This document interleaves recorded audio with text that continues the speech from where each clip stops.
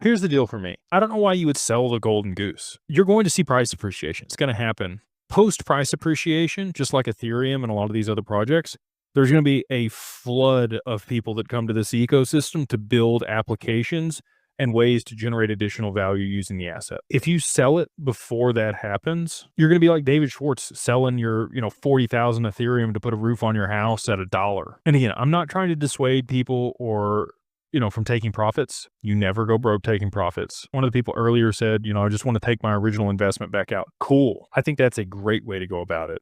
Now you've completely de-risked from your position and you're playing with house money. Okay. Or you might have other cash flow assets or other businesses or other things that you want to do that are going to generate outsized returns with the cash off of the XRP. Cool.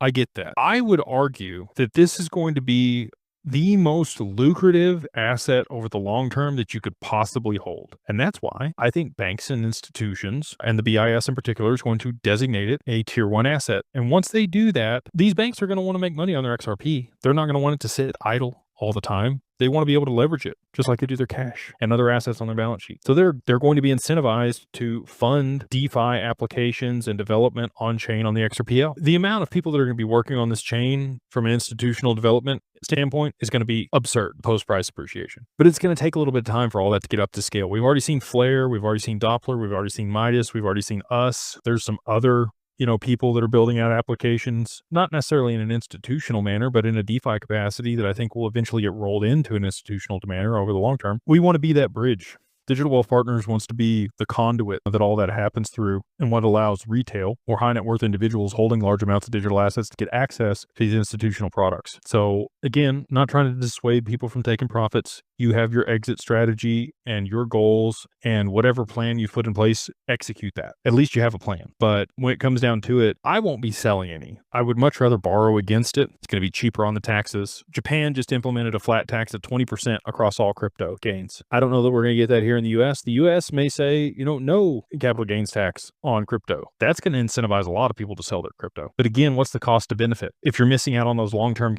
gains just to save on the taxes, like you don't think XRP is going to go up another 20% in a year? I do. I think there's going to be applications and things where you can put your XRP to work to generate an additional 20% per year in cash from your XRP. We have some of those products in the pipeline. So anyway, beating a dead horse here, but I'm not going to be selling my XRP.